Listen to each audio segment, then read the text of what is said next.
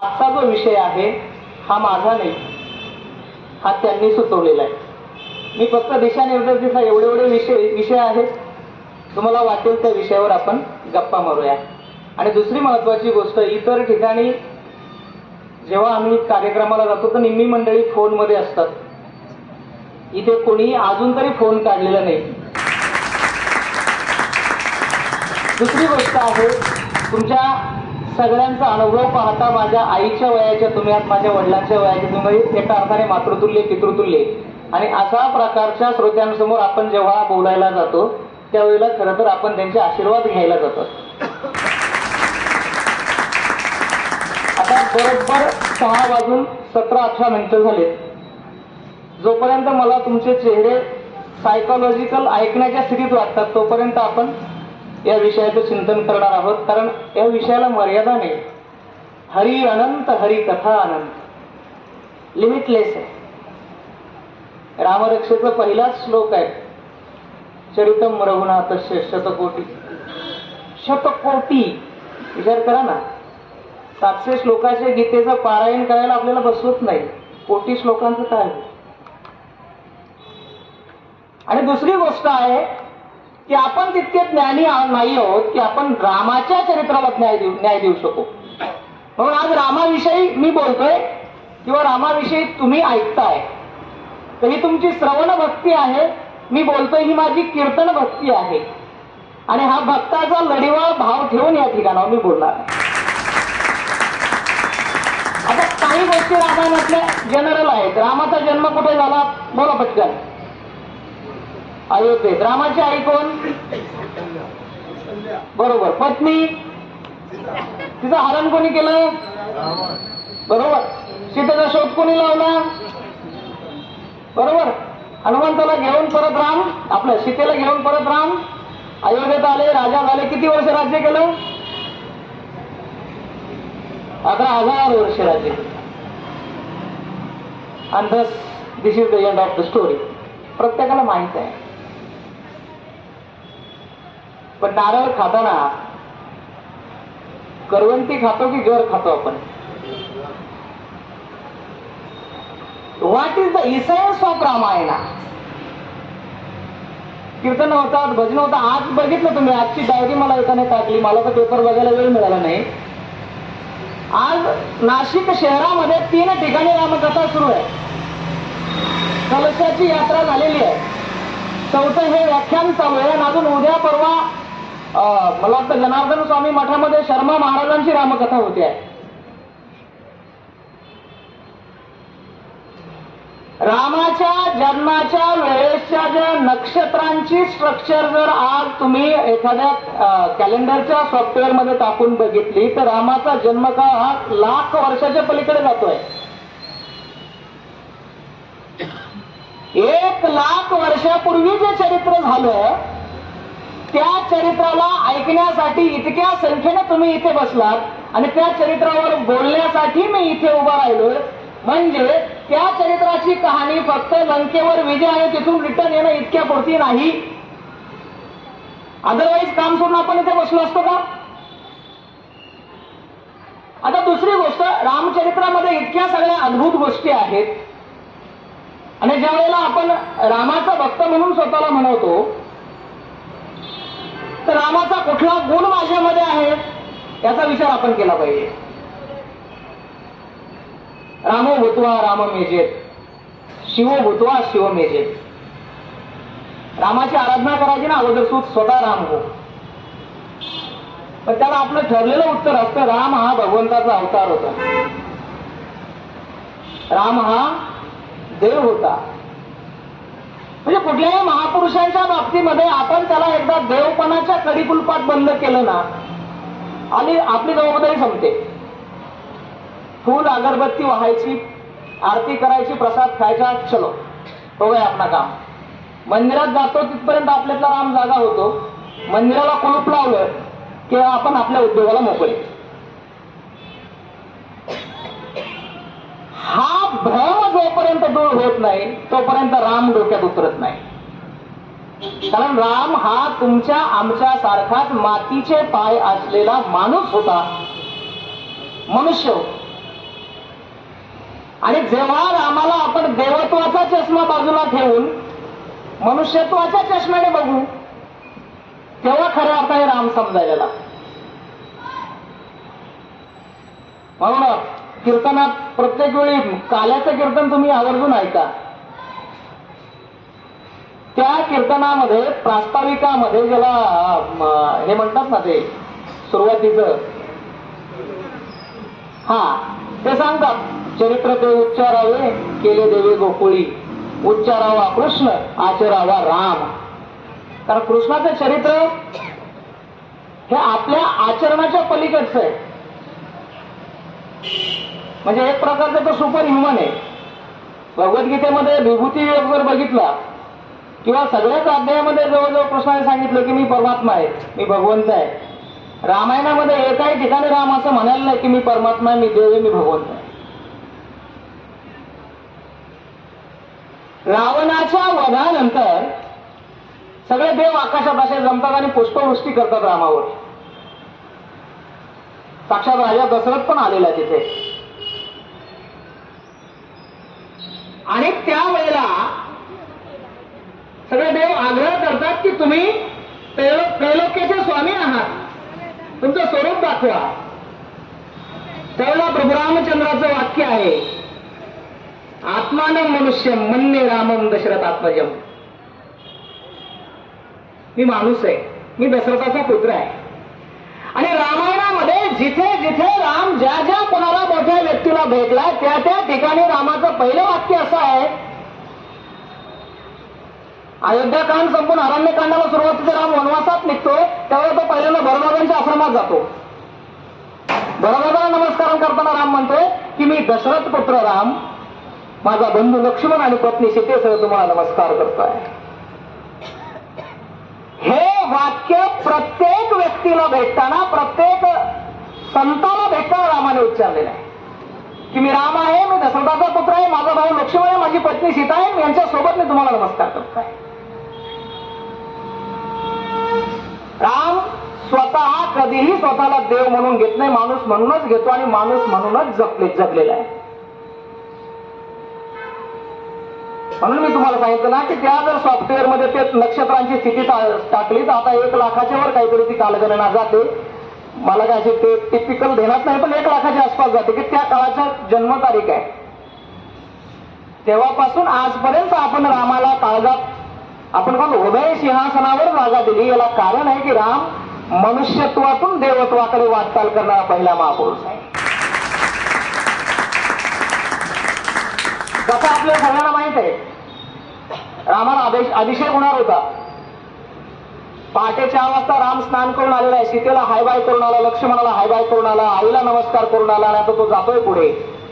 त्याला तो सुमंत जो आहे प्रधानमंत्री रथ घेऊन आला न्यायला. चलो आपका शपथ ग्रहण समारंभ हो रहा है.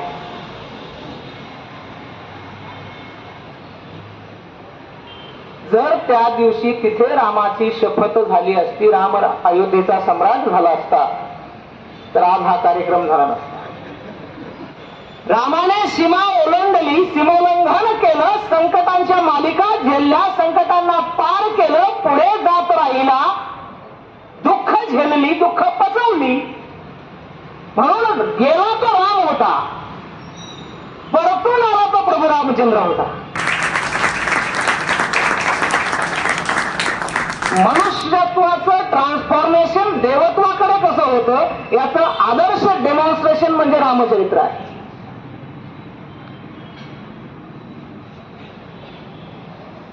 सीतेचं हरण झाल्यानंतर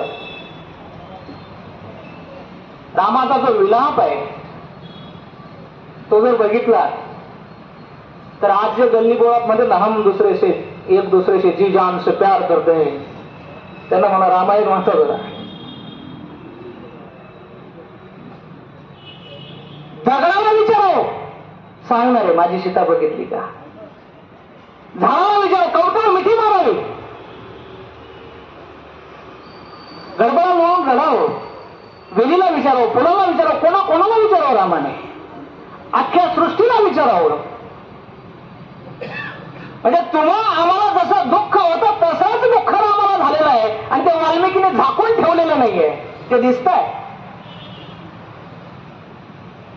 आणि जेव्हा सगळ्यांना विचारून झालं कोणीच उत्तर देत नाहीये, सीताही दिसत नाहीये, तेव्हा आम्हाला राग आलेला आहे. आणि मग तो दंशाला बाण लावतो आणि म्हणतो या डोंगर पृथ्वीच्या डोंगर नद्या वेली वृक्ष या सगळ्यांसहित मी पृथ्वी जाऊन टाकेन, नाशयामी सचराचरम. तरच लक्ष्मण पुढे येतो, दादा असं करू नकोस, रागाच्या भरात असं काही करणं चांगलं नाही, आपण जाऊ सीतेला शोधून आणू. आणि मग तो राम त्याचा राग शांत होतो. म्हणजे सामान्य माणसाला जसं दुःख होतं तसंच दुःख रामाला झालेलं आहे. सामान्य तुम्हा आम्हाला जसा राग येतो तसा रागही रामाला आलेला आहे. आणि तुम्हा आम्हाला जसा आनंद होतो तसा आनंद रामाला झालेला आहे. राज्याभिषेकाच्या दिवसाचं वर्णन आहे. जसं एखाद्या लहान मुलाचा बर्थडे असून पप्पा त्याला सायकल घेऊन दिलं तर किती खुश घरात येईल, आजीला सांगतो, शेजारणीला सांगतो, मित्राला सांगतो पप्पांनी सायकल दिली, पप्पांना सायकल दिली.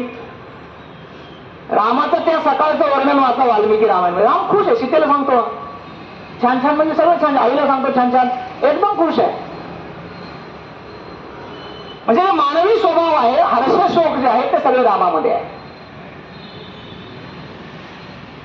तरीही जीवनाची जी मर्यादा आहे, माणूस म्हणून मानवी जगण्याची जी मर्यादा आहे ती राम कधीही ओलांडत नाही.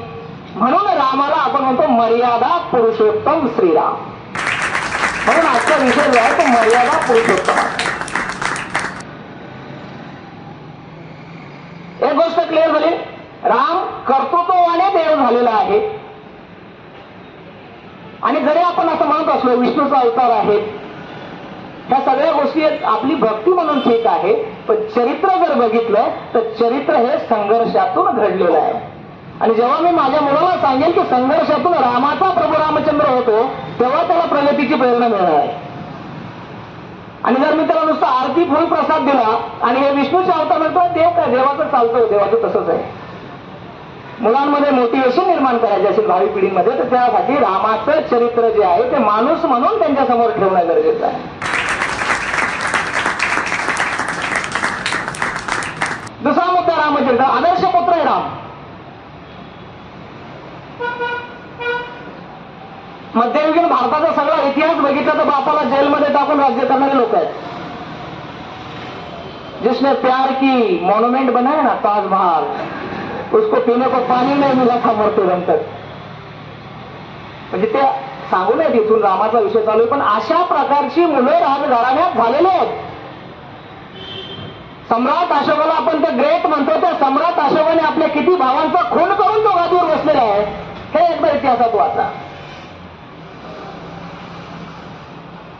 तिथे रामाला 14 वर्षाचा वनवास आणि भरतस्य अभिषेचनम हे वाक्य डायरेक्टली दशरथाकडून रामाच्या कानावर पडलेलं नाही आहे. जसं मी सांगितलं तो सीतेला ग्रीट करून आलाय, मम्मीला ग्रीट करून आला आणि तसा तो दशरथांच्या महालामध्ये म्हणजे जातोय. तो सुमंत तिकडनं रथ घेऊन आला, आता आपल्याला जायचंय कोरोनेशन हॉलमध्ये, मोठ्या सभागृहामध्ये.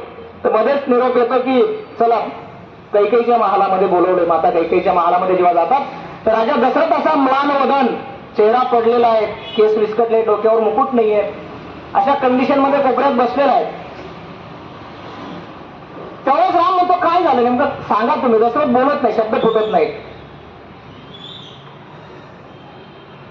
माता कैकेयी असं म्हणते, तुझे वडील कसं बोलतील, त्यांना विश्वास नाही, ते बोलतील ते तू ऐकशील की नाही.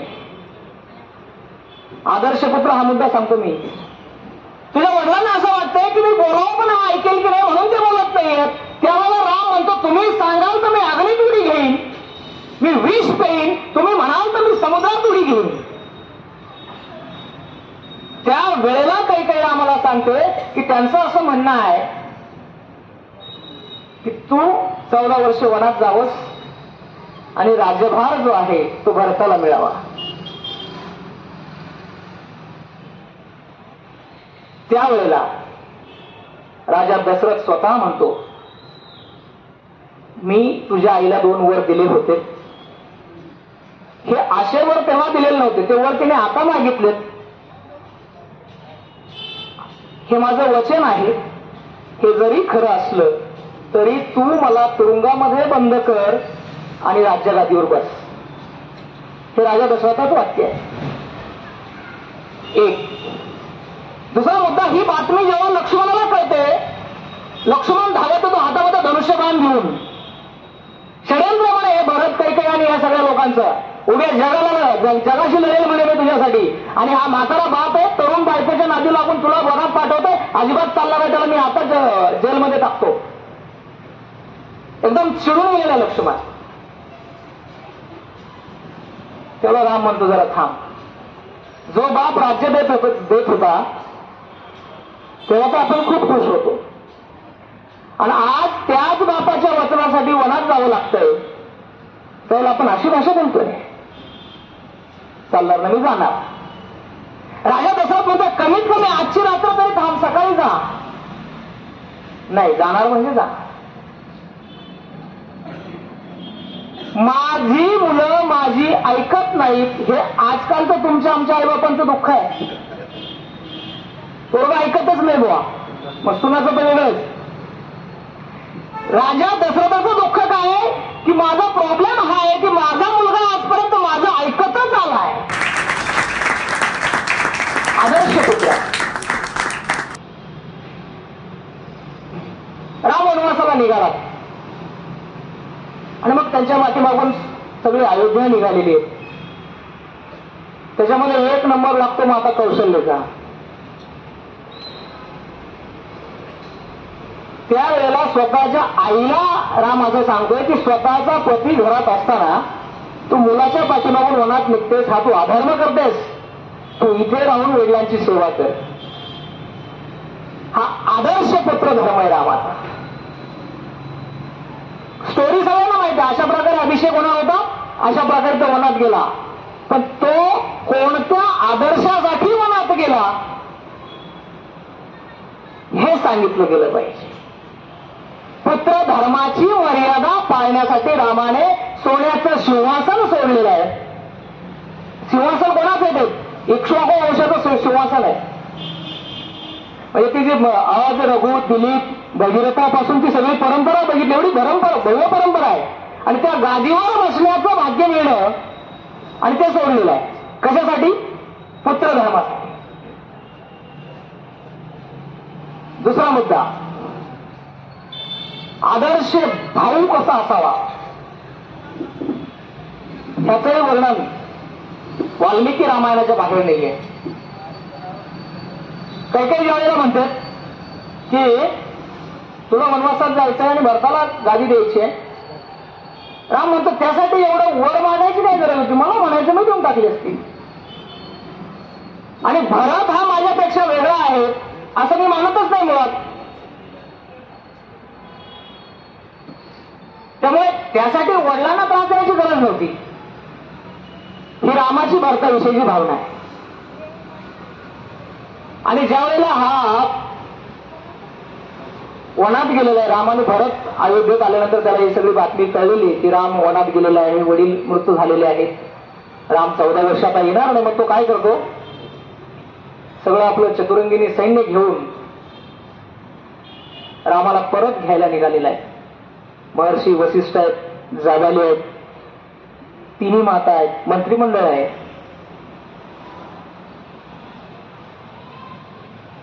शृंगवेरपूर जवळ आल्यानंतर रामाचा असणारा मित्र राजा गुह त्या भरताला भेटतो. आणि त्या गुहाला असं वाटतं की भरताला राज्य मिळालंय, लौद्वा राज्यम निष्कंटकम, शत्रुहीन राज्य याला मिळालंय, पण तरी याचं पोट भरत नाही. रामाला वनात सुद्धा याला जगू द्यायचं नाही म्हणून हा चाललाय. मग तो गुह काय करतो, स्वतःचं सैन्य जमवतो आणि भरताशी लढायला जातो. पण ज्यावेळेस समोर गेल्यानंतर त्याला कळतं अरे हा रामाला घ्यायला चाललाय. आणि मग तो गुह लढाईच्या बाजूला ठेवतो आणि त्या सगळ्यांच्या स्वागताची तयारी करतो. आणि जेव्हा आगत स्वागत घेण्यासाठी हा राजा भरत त्या गुहाच्या येतोय, तिथे येतोय, तेव्हा त्याला विचारतोय अरे माझा दादा राम कुठे बसला होता, माझा भाऊ कुठे झोपला होता, वहिनी कुठे बसली होती. अयोध्येचा चक्रवर्ती सम्राट आहे भरत. टेक्निकली 14 वर्षासाठी त्याचं इलेक्शन मध्ये तो निवडून आलेला आहे. 14 वर्ष कोणी पाडू शकत नाही त्याला. अयोध्येचा सम्राट एका निषाद राजाला विचारतो, माझा भाऊ कुठे बसला होता, माझी वहिनी कुठे झोपली होती. तो राजा गोळ सांगतो, ती त्या वडाच्या झाडाकडे ती शिळा आहे ना, त्या शिळेवर राम बसला होता आणि त्याच्याच बाजूला तिथेच रात्रभर झोपला होता आणि सकाळी निघून गेला. त्या राजाने दिलेला सन्मान भरताने नाकारला आणि तो रात्रभर त्या खाली शिळेच्या बाजूला गवतावर झोपलेला आहे. आणि तिथे भरताने प्रतिज्ञा केली की 14 वर्ष माझा भाऊ ज्या स्थितीत झोपेल, ज्या स्थितीत जगेल, त्याच स्थितीत मी जगेल. आणि पुन्हा नंतर भरत भेटीचा प्रसंग येतो आणि त्यावेळेला तो राम भरत संवाद, राम जाबाली संवाद, राम वशिष्ठ संवाद, त्यानंतर त्या तिन्ही मातांचा आणि सीतेचा संवाद, हे सगळे मुळात वाचण्यासारखे आणि ते एक एक सांगायला म्हटलं तर एकेकावर एक एक व्याख्यान होईल असे विषय आहेत. राज्यशास्त्रावर जे मॅकियावेली, सॉक्रेटिस, प्लेटो, जे काही इंटरनॅशनल पॉलिटिकल थिंकर्स आहेत ना, ह्या सगळ्या थिंकर्स लोकांना पाणी पाजतील असे संवाद आपल्या इतिहासामध्ये आहेत. जिथल्या तुम्ही जरूर ते वाचावेत. वेगवेगळ्या प्रकारच्या युट्यूबला त्याचे व्हिडिओज पण मिळतील, पीडीएफ पण त्या पुस्तकाच्या मिळतील. रामायण तर खूप सगळ्या वेबसाईटने आता प्रकाशित केले, वाल्मिकी रामायण. तो सगळा कोटिक्रम मी ते सांगत नाही, पण फायनल झालं की राम आता ऐकत नाही. तऱ्हेतऱ्हेचे युक्तिवाद केले, धर्माचे, तत्वाचे, नीतीचे, न्यायाचे सगळे करून बघितले, राम ऐकतच नाही आहे. त्यावेळेला भरत नव्या चपला म्हणतो ना आपल्या भाषेमध्ये आपण, नवीन सँडल असा समोर धरतो. जुन्या काळात त्याला पादुका म्हणत. तशी ही सगळी माणसं पादुका यांना कळत असतील, पण आता नवीन पिढीला आमच्याकडे पादुका कळत नाही. मी शाळेत बोध कथा सांगताना पादुका म्हटलं का पोरं हसतात.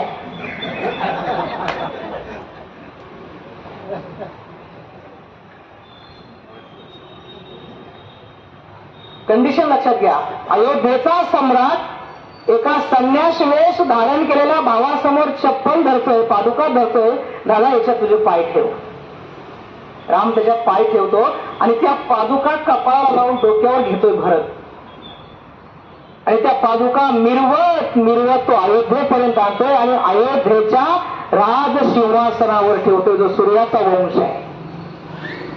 आणि त्यानंतर त्या पादुकाला नमस्कार करून त्या गावाच्या सीमेबाहेर नंदीग्राम नावाच्या गावामध्ये जशी रामाची पर्णकुटी चित्रकूटावर होती तशी पर्णकुटी बांधून, जशी वल्कलं रामाने अंगात घातली होती तशी वल्कलं घालून हा राजा भरत 14 वर्ष भारताच्या साम्राज्याचा राज्यकारभार करतोय.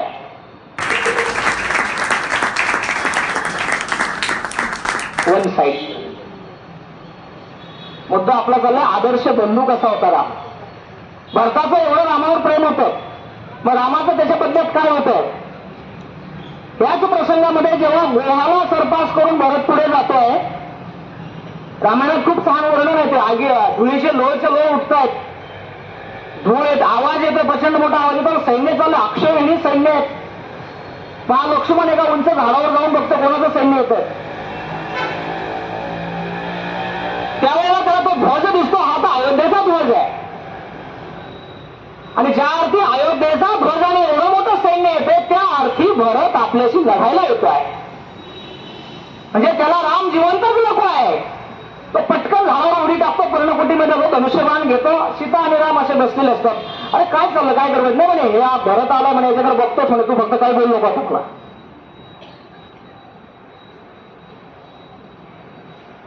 त्यावेळेला रामाचं वाक्य, लक्ष्मणा तू भरताला ओळखायला चुकलास रे, माझा भरत मला परत घ्यायला येतोय.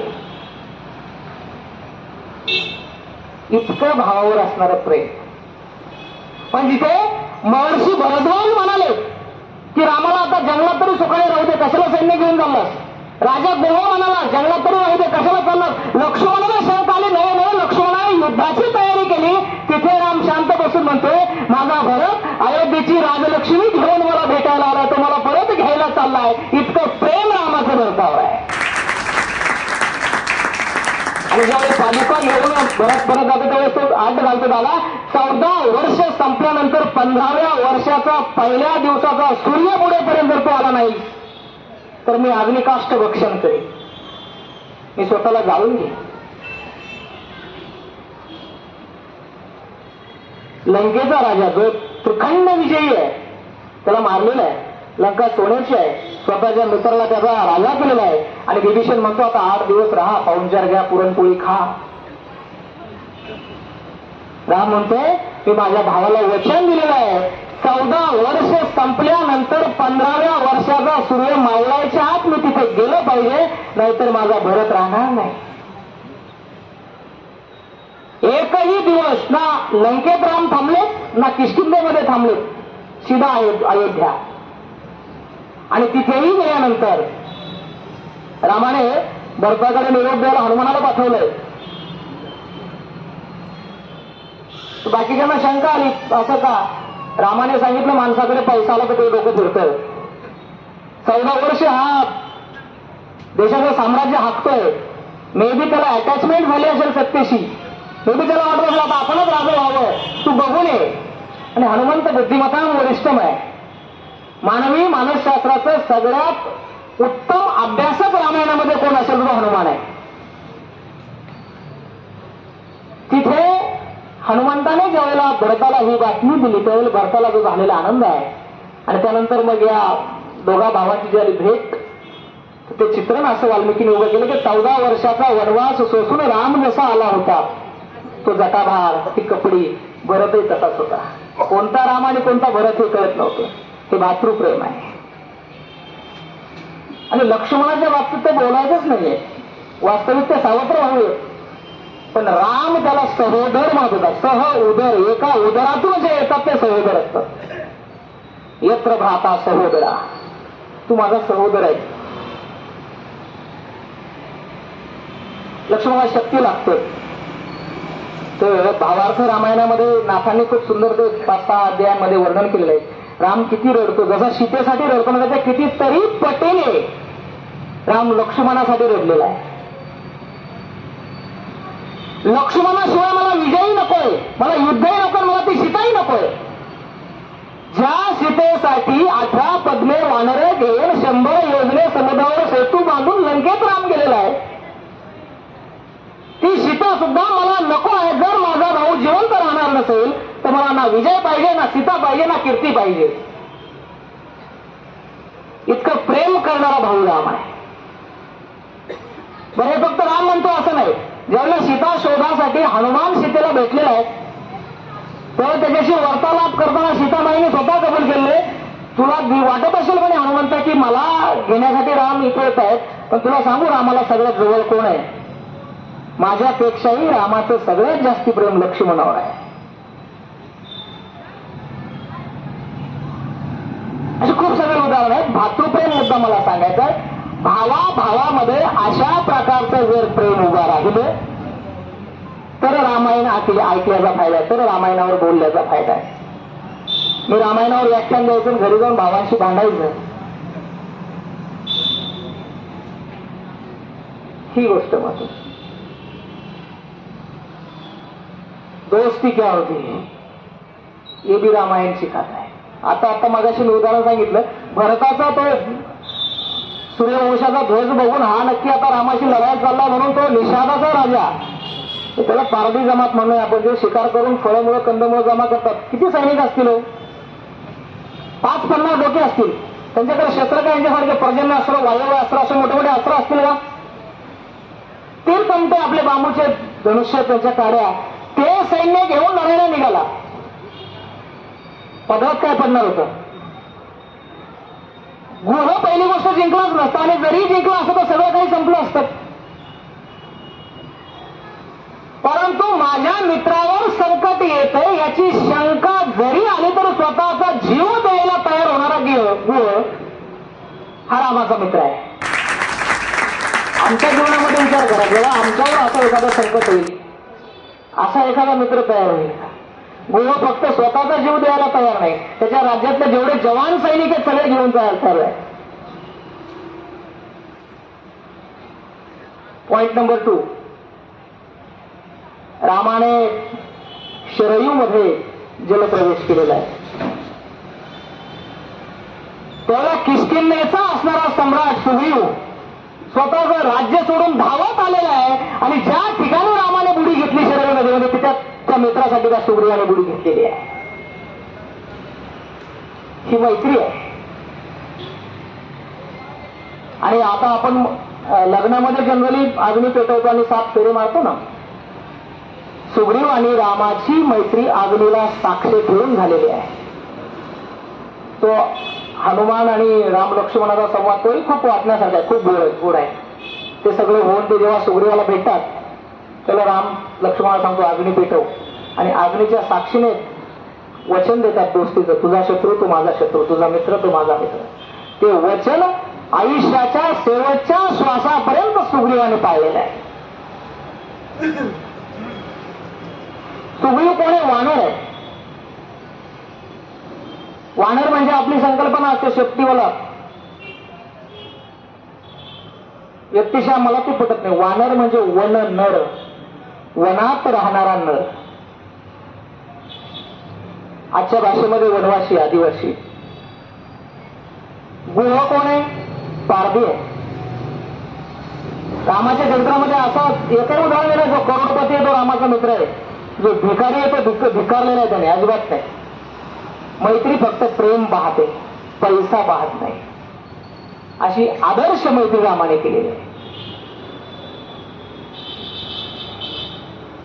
आदर्श पुत्र आहे, आदर्श भाऊ आहे, आदर्श मित्र आहे, आदर्श पती पण रामच आहे. बरेचसे लोक असं म्हणतील की आदर्श पती कसं काय राम होता. पण राम आणि सीतेचा संसार जितका गोड होता तितका गोड संसार इतिहासामध्ये तुम्हाला दुसरीकडे वाचायला मिळणार नाही. अयोध्येच्या त्यागानंतर सीतेच्या अपहरण होण्यापूर्वीचा जो काळ आहे 13 वर्षांचा,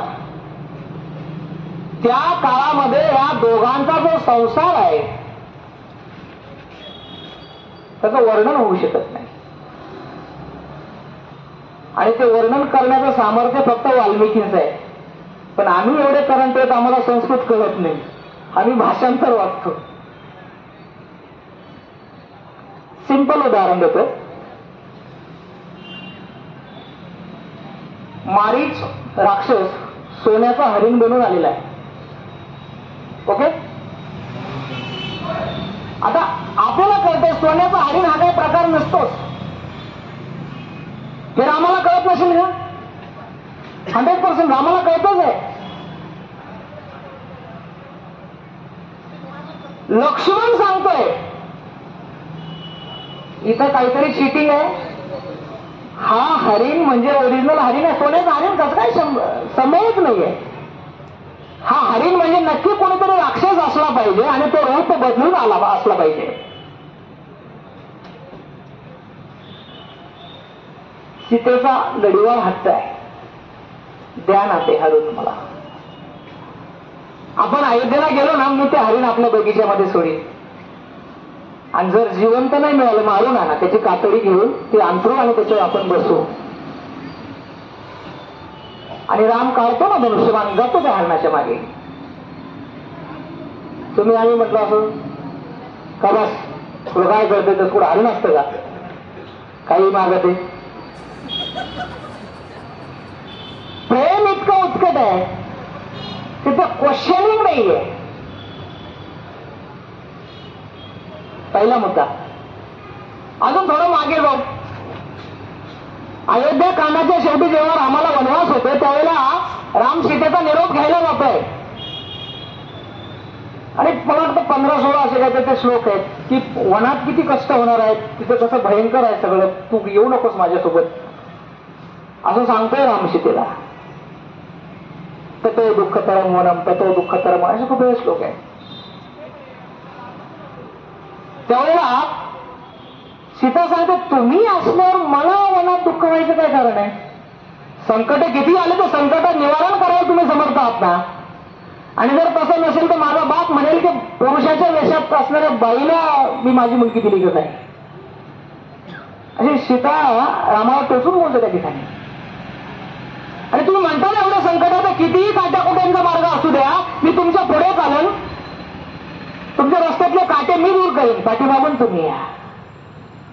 आणि सीतेचं ते कन्व्हिक्शन रामाने बघितलं की आता ही काही ऐकत नाही.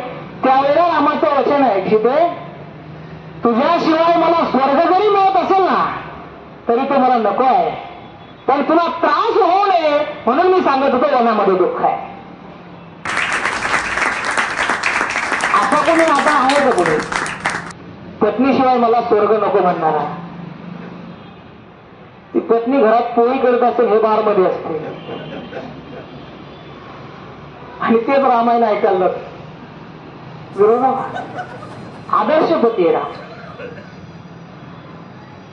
आता यामध्ये काही ज्याला म्हणतात ना काकचेष्टा, असे कावळ्याच्या वृत्तीचे लोक असतात. तसे कुठे रामचरित्र इतकं गोड आहे ना, जो मुळातून वाचेल त्याला बोट ठेवायला जागा सापडणार की इथे प्रॉब्लेम आहे, सापडणारच नाही. पण तरी उत्तरकांडामध्ये जो सीता त्यागाचा प्रसंग आहे ना, वास्तविक युद्धकांडाचे जे शेवटचे श्लोक वाचले ना तिथे ऑलरेडी रामायणाची समाप्ती झालेली आहे असं काही विद्वानांचं मत आहे. मी काही तसा विद्वान नाही, त्याच्यामुळे माझं दोन्ही मत आहे, हे बी चांगलं ते बी चांगलं. कसं सांगतो, कुठलीही गोष्ट असते ना पूर्ण झाल्यानंतर कुठलंही पुराण वाचा तुम्ही, केवळ आपले गुरुवारच्या व्रत कथा, रविवारच्या व्रत कथा, शुक्रवारच्या व्रत कथा वाचता ना आपण घरामध्ये, तिथं खाली असतं हे व्रत केल्याने अमकं मिळेल, तमकं मिळेल, फळ मिळेल. युद्धकांड संपताना रामायण वाचल्याने काय फळ मिळणार आहे तिथे दिलेलं आहे. आणि मी सुरुवातीला 11,000 वर्ष रामाने राज्य केलं तेही तिथे दिलेलं आहे आणि तिथे ती स्टोरी एंड झालेली आहे. त्याच्यानंतर उत्तरकांड चालू होतं. मग काही विद्वानांचं असं मत आहे ज्या अर्थी रामायण वाचल्याने काय फळ मिळेल, रामाने एवढे वेळे आश्रमेत येत नाही केले, रामाने एवढे वर्ष राज्य केलं असं तिथे वर्णन आहे, त्या अर्थी रामायण इथे संपलेला आहे. नंतरचा जो अध्याय आहे, नंतरचा जो कांड आहे ते प्रक्षिप्त आहे असं काही विचारवंतांचं मत आहे. पण उत्तरकांडामध्ये अशा सगळ्या गोष्टी असतात, रावणाचा जन्म असेल, त्याची तपश्चर्या असतील, त्याला मिळालेले शाप असतील किंवा बाकीच्या सगळ्या गोष्टी आहेत. म्हणून काही लोक म्हणतात नाही उत्तरकांड पण रामायणाचा भाग आहे. पण उत्तरकांडामध्ये दोन अशा गोष्टी आल्यात की शंभूक वधाचा प्रसंग आणि सीता त्यागाचा प्रसंग आहे. त्याच्यावर म्हणतात रामाने तर बायकोला सोडून दिलं, पण तो लोकोत्तर पती कसा होऊ शकतो, आदर्श पती कसा होऊ शकतो. पण उत्तरकांडामध्ये जेव्हा सीता त्यागाचा प्रसंग येतो त्यावेळेला रामा तू माझा त्याग का करतोस किंवा राम माझा त्याग करतोय या विषयीची सीतेची एकही कंप्लेंट नाही. ज्यावेळेला राजा म्हणून तुम्हाला एखाद्या पदावर बसायचं असतं त्यावेळेला तुम्ही संशयाच्या परे असणं अपेक्षित आहे. तुमच्यावर 50 भ्रष्टाचाराचे आरोप आहेत आणि तुम्ही प्रधानमंत्री आहात, चालेल का? आजही एखाद्यावर भ्रष्टाचाराचा आरोप झाला तर त्याला राजीनामा द्यावा लागतो. जोपर्यंत नील होत नाही तोपर्यंत पुन्हा पदावर येत नाही. आणि रामाला अशी खबर लागली गुप्तचरांच्या मार्फत, पावरा हा चर्चंती असा शब्द आहे रामायणामध्ये. आपण जी परटाची कथा ऐकतो ना, असा परीट बिरीट घोडी असं काही वाल्मिकी रामायणात नाही. तर जनरली लोक डिस्कशन करत होते की जेव्हापासून रामाने ती रावणाकडे राहिलेली सीता आणली ना तेव्हापासून आमच्या बायका पण घरात ऐकत नाही. आणि राजा जर न्यायी नसेल तर तो दुसऱ्यांना काय न्याय देणार आहे. ही बातमी रामाला कळल्यानंतर सीता स्वतःहून अयोध्या सोडून जाते आहे. रामाने सीतेचा त्याग केलेला आहे का? नाही. पण अयोध्येच्या राजाने अयोध्येच्या राणीचा त्याग केलेला आहे, केलेला आहे. राजाचं कर्तव्य काय? सुख असो बरोबर असो प्रजेच्या हिताचं आहे ते करायचं. आणि मग जर मला न्यायसभेमध्ये उभा राहून न्यायदंड राजदंड हातात धरायचा आहे आणि माझ्यावरच संशय असेल लोकांना तर माझ्या न्यायावर काय संशय विश्वास असणार आहे. त्यामुळे मी संशयातीत असलो पाहिजे. म्हणून सीतेचा त्याग आहे. सीतेचा सीता म्हणून त्याग नाही, सीतेचा अयोध्येची साम्राज्ञी म्हणून केलेला त्याग आहे. एक. दुसरी गोष्ट, राजाच्या स्वतःला 3 पत्नी होत्या. त्या काळामध्ये सर्वात जास्ती बहुपत्नी तो असतो, त्याला पॉलिटिकल रिझन्स असतील, अजून कुठले कारण असतील. एका राजाला खूप खूप पत्नी असायच्या. रामाने मी सांगितलं 100 अश्वमेध यज्ञ केली आणि कुठलंही यज्ञीय कार्य पत्नीशिवाय संभव होत नाही. देवकार्य धर्मकार्य करायला तुम्हाला सहधर्मचारिणी असावीच लागतं, ही शास्त्रांची आज्ञा आहे. आणि मग अनेक जणांनी ऋषी मंडळ असेल मंत्रिमंडळ असेल सगळ्यांनी सल्ले दिले की तुम्ही आता विवाह करा. राम म्हटलं नाही जमणार. दुसरा विवाह करायचा असेल मी यज्ञ बंद करेल, विवाह नाही करणार. त्यावेळी त्यांनी त्याला सोल्युशन काढलंय, सोन्याची सीता बनवली रामा शेजारी बसून. म्हणजे रामाच्या हृदयामध्ये फक्त एकीलाच जागा होती, तिचा त्याग कधीही रामाने केलेला नाही. म्हणून राम हा खरा आदर्श पती होता. आणि आधी आपल्याकडे म्हण आहे, मिया बीबी राजी तो क्या करे काजी. रामाने मला सोडलं म्हणून सीतेची कंप्लेंट नाही, तुम्ही का बोलताय. आदर्श पतीवरा. आणि रामासारखा शत्रू मिळायला पण भाग्य लागतं. राम हा आदर्श शत्रू आहे. रावणाचा वध झालेला आहे, त्याचं कलेवर जे आहे ते त्या समुद्र किनाऱ्यावर आपल्या भाषेमध्ये बीचवर पडलेलं लंकेच्या. तर राम बिभीषणाला सांगतो की आता झालं सगळं, याचे अंत्यसंस्कार करा. बिभीषण म्हटला तो इतका नीच आहे, त्याने जगातली एक बाई सोडली नाही. कसल्या कसल्या तपस्वी स्त्रियांवर बलात्कार केले. मी त्याचं तोंडही बघणार नाही, त्याला शिवणार नाही, ते संस्कारही करणार नाही. बिभीषणाचं वाक्य आहे. त्यावेळेला राम म्हणतोय, मरणांतानी वैरानी निवृत्तम न प्रयोजनम. व्यक्ती मेली ना, वैर संपलं, वैराचं कारण उरत नाही. आणि जर तू करणार नसशील, जर तू तुझ्या भावाचे अंत्यसंस्कार करणार नसतील, तर त्याचे अंत्यसंस्कार मी करीन. हा राम आहे. असा शत्रू मिळायला सुद्धा भाग्य लागतं. युद्धकांडामध्ये एक वेळ अशी येते की रावण पराभूत होतो, हतबल होतो. तो आता म्हणजे तेव्हाच मुंडका उडवला असता तो मेला असता. राम सांगतो नाही, तू थकलास घरी जा, पुन्हा शस्त्र घेऊन या, उद्या आपण लढू. असा शत्रू आहे का. रावणाचे अकंपन आणि शुक आणि सारण नावाचे दोन स्पाईज गुप्तहेर धरतो सुग्रीव. त्यांना पकडून आणतो रामाकडे. हे गुप्तहेरी करतात म्हणे आपल्या सैन्याची. सगळी सभा म्हणते यांना मृत्यूदंड देऊन टाका. राम बोलतो नाही, ते त्यांचा जॉब करत होते ना, त्यांचा जॉब आहे. तो गुप्तहेर म्हणाल गुप्तहेरीच करणार ना. त्यांना जेलमध्ये ठेवा म्हणे, जेव्हा आपण लंकेत जाऊ त्यांना सोडून द्या. हे शुक आणि सारण पूर्ण पूल बांधून होईपर्यंत सगळे त्यांनी बघितले रामाची पावर सगळे. आणि लंकेमध्ये गेल्यानंतर यांना सोडून दिली.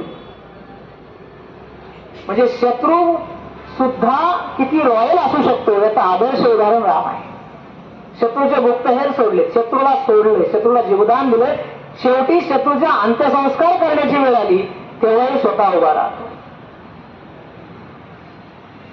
किती बोलावं किती बोलणे. हरी अनंत हरिकथा. पुन्हा ते बराच वेळ झाला, पाऊण तास. मी तुम्हाला सांगितलं सायकोलॉजी सांगते पाऊण तास माणूस ऐकू शकतो, तिथून पुढे सुळबुळ चालू होते. तर आता मी थोडं शांत बसतो. तुम्हाला काही विचारायचं असेल तर विचारा. म्हणजे डायलेक्टिकल मेथॉडॉलॉजी म्हणतो ना आपण, थोडीशी. मी काही सर्वज्ञ नाही, सगळे प्रश्नांची उत्तर मला येतील असं नाही, पण चर्चा करूयात आपण. कोणाला काय बोलायचं.